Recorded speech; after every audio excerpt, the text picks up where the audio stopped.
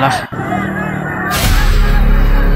ada orang yang kayak kokang senjata gitu ya. Tuh, jelas dia ngokang senjata. Kalau dikokang itu kayaknya senjata FN. Siapa yang punya? Jawab sendiri. Assalamualaikum warahmatullahi wabarakatuh. Kali ini saya akan mengajak teman-teman semua untuk melihat video-video kejanggalan yang terjadi pada saat demo kemarin. Terlihat banget bahwa demo kemarin itu ditunggangi oleh pihak-pihak tertentu yang menginginkan negara kita ini memang terjadi kerusuhan. Langsung aja coba ya kita reaksi video yang pertama. Nah, ini ada ojol yang mencurigakan. Inilah bukti bahwa di masa demonstrasi ini kita lagi diadu domba. Barang bukti 1. Pada saat gedung Geraha di Surabaya dibakar, ada orang yang menyerupai ojol tapi mencurigakan. coba lihat deh foto ini. Ada yang aneh nggak menurut kalian? Mukanya full ditutupin pakai topeng Gak kelihatan mukanya ya, sampai hitam gitu mukanya. sehingga nggak bisa dilacak. Terus juga dia pakai jaket Gojek yang udah lama banget. Oh iya, ini Gojek yang lama banget ini udah jaketnya ya. Bahkan ini logonya nih. Ini logo-logo lama guys ya,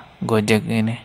Yang bahkan sekarang logonya udah ganti, nggak kayak begitu lagi. Dan Nah, terakhir iya. banyak netizen yang curiga dari sepatunya. Dia pakai Sepatu. Adidas T-Rex yang harganya jutaan rupiah. Untuk saya sendiri aja, sepatu dengan seharga segini, wah ini udah mahal banget. Sepatu saya paling mahal 300-400. Kalau nyampe 1 juta begini, waduh, kemahalan ya. Iya. Ojol macam apa yang bentukannya kayak gini? Ini ojol apa penyusup? Barang bukti kedua. Kemarin Kedua. server optik di Karet Semanggi dibakar. Server optik. Lu tahu nggak sih server optik itu apa? Server optik adalah server yang pakai jaringan serat optik yang gunanya buat internetan. Menurut Nah. akal sehat kalian deh, di saat sekarang kita lagi butuh nyebar info dengan cepat lewat internet, logis nggak kita bakar server buat internetan? Logis nggak menurut kalian? Karena menurut gua nggak logis Nggak lah. logis. Barang bukti ketiga.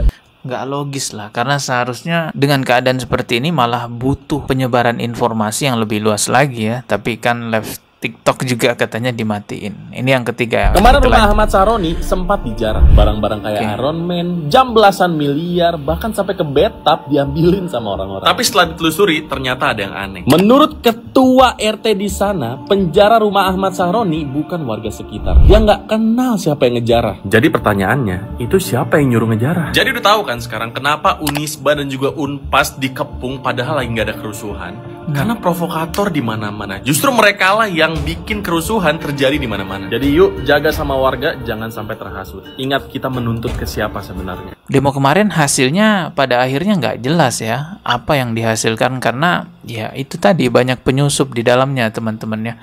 Oke, kita lihat lagi video berikutnya. Ini yang kata orang-orang video termahal tahun ini ya. Coba kita lihat ya videonya. Kalian perhatikan pria berjaket hitam ini. Setelah melakukan pemukulan terhadap polisi, kemudian pria ini masuk ke truk polisi. Kira-kira siapa dia, geng?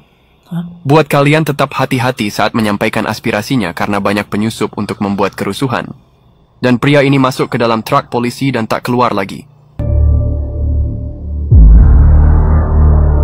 Oh iya. Jadi dia setelah mukul polisi langsung masuk ke truk polisi. Ini tadi kan orangnya yang tadi mukul. Ya jelas ya. Coba kita ulang lagi di awal ya. Kalian Nah, perhatikan ini. pria Awalnya ini kan. berjaket hitam ini. Setelah melakukan pemukulan terhadap polisi, kemudian pria ini masuk ke truk polisi. Kira-kira siapa dia, geng?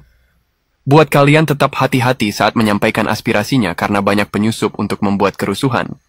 Dan pria ini masuk ke dalam truk polisi dan tak keluar lagi. Lah, ini nih. Tuh. Masuk. Kok bisa dia setelah mukul polisi terus masuk ke truk polisi segampang itu? Harusnya kalau kelihatan sudah mukul polisi ya paling nggak dipegangin gitu ya. Tapi ini nggak, dengan sukarela langsung masuk sendiri ke truk polisi itu. Wah, aneh ya. Oke, lanjut ya. Ini kita ke video berikutnya. Lah, ada orang yang kayak kokang senjata gitu ya. Nah, ini dia nih. Lihat nih, lihat. Tuh.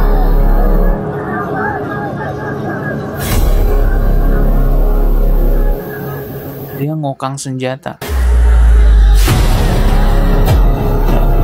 Penampilannya sih kayak mahasiswa ya, tapi kok bawa senjata.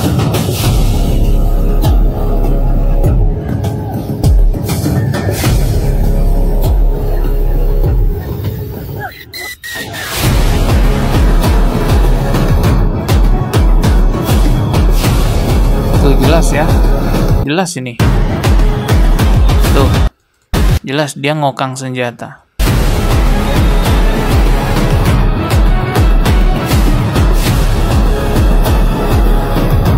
Coba kita lihat komentar di video ini.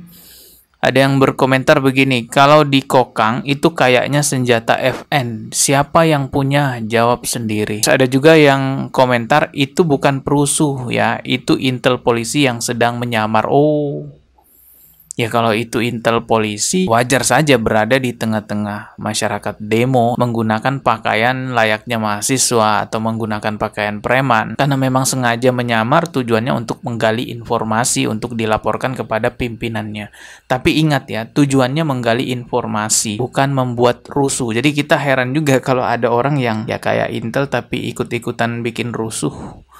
Ya ini perlu diklarifikasi lah ya biar semuanya jelas. Termasuk juga yang tadi mukul polisi tiba-tiba masuk ke truk polisi. Lah kalau itu intel ngapain dia pukul temennya sesama polisi? Terus tiba-tiba masuk ke truk polisi itu kan. Ini makanya ya kayak gini tuh perlu diklarifikasi biar masyarakat tahu nggak sekedar beropini atau nebak-nebak gitu. Karena bisa saja ada oknum yang dengan sengaja juga mau merusak nama baik polisi atau bagaimana entahlah ya teman-teman. Lanjut ya, kita simak video kejanggalan berikut.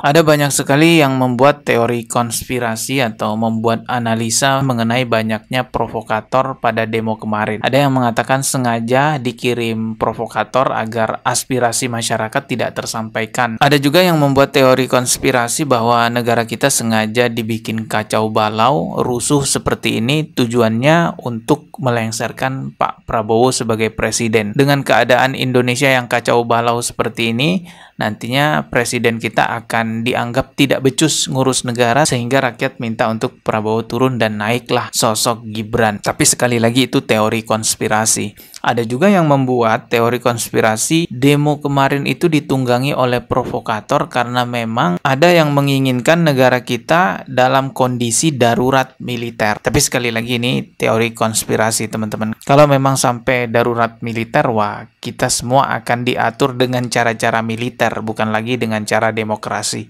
Nggak bisa saya bikin konten begini, nggak bisa teman-teman live streaming bahas pemerintah, bahas ini. Setiap penyelesaian di negara kita ya menggunakan cara-cara militer. Entahlah dari sekian banyak teori konspirasi yang saya sebutkan tadi, mana yang benar. Yang jelas demo kemarin itu ada yang menunggangi dan sudah pasti juga pasti ada agenda besar di balik itu semua. Jadi tetap waspada, jangan mau jadi budak politik. Kita ketemu lagi di video berikutnya. Subscribe dan juga loncengnya ditekan sebagai notifikasi. Wassalamualaikum warahmatullahi wabarakatuh.